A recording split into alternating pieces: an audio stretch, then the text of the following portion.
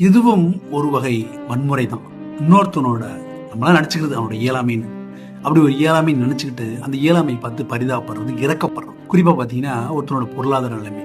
அவன் நல்லா தான் இருப்பான், நல்லா சம்பாதிப்பான், அவன் ஜாலியாக இருப்பான், சம்பாதிக்கிறது ஜாலியாக இருப்பான். அவனை பார்த்து இவங்களாம் இன்னும் நிறைய கோடியில் சம்பாதிக்கிற மாதிரி நீ என்னப்பா கஷ்டப்படுற, டெய்லியும் 700 800 1000 சம்பாதிக்கிற, அல்லது மாதம் 30,000 சம்பாதிக்கிற, 20,000 சம்பாதிக்கிற, நீ கஷ்டப்படுற அப்படின்னு இந்த வார்த்தைகள் டிமோட்டிவேட்டிங் வேர்ட்ஸ்.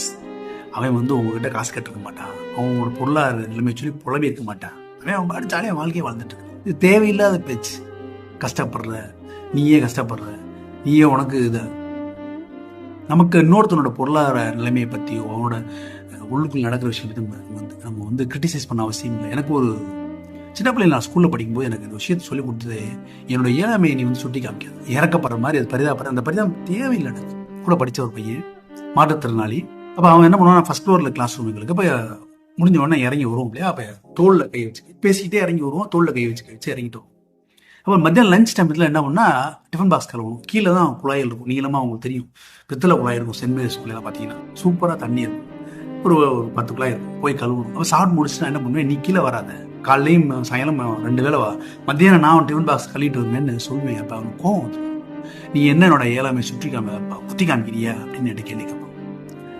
நான் வரம் காலையும் சரி இல்லை சாயங்காலம் சரி ஒரு தோளில் கை வச்சிருந்தா 2 பேரும் பேசிக்கிட்டே இருக்கிறோம், ஒரு ஆதரவாக விழுந்துருக்கூடாது பிடிக்கிறேன். இப்போ நீ இல்லைன்னா நான் சைடில் இருக்க செவத்து பிடிச்சாருங்க போகிறேன், 3 நாள் நீ வரல, காய்ச்சல்னு வரல, அப்போ என்ன பண்ணுவேன், நான் கீழே வர மாட்டேனாலும் இல்லை கிளாஸுக்கு வர மாட்டேன், வரதானே போகிறேன்.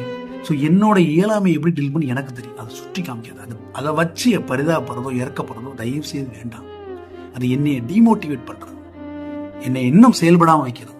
சக மனிதனாவே என்னை பாரு. இதே தான் பொருளாதார நிலைமைக்கு. இன்னொருத்தோட பொருளாதார நிலைமை சகநிலை பாருங்க. நீங்க போய் ஒன்றும் டெய்லி 1000 ரூபாய் சம்பளத்துக்கு கொடுக்க போறதில்ல, அவனுக்கு செய்ய போறதில்ல, செய்ய மாட்டீங்க. அப்புறம் அதுக்கு பரிதாபம், உங்க பரிதாபம் இறக்கம் என்ன பண்ண போதும் அவனுக்கு?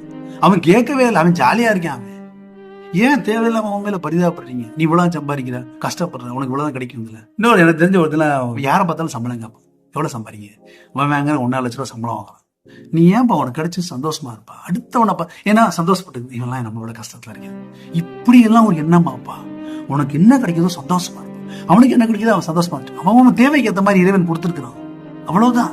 இந்த தேவைகள் ஒருத்தனுக்கு 10 கோடியா இருக்கலாம், ஒருத்தனுக்கு 1 லட்சமா இருக்கலாம், ஒருத்தனுக்கு 10,000 போதுமா இருக்கும். அடுத்தவனை பொருளாதார நிலைமையை வச்சு அவனை பரிதாபப்படுறோம், இறக்கப்படுறோம், பீஸ் அவனை காயப்படுத்தும். நல்ல சிந்தனை விதைப்போம், நம்பிக்கை வளர்ப்போம். அன்புடன் நம்பினா.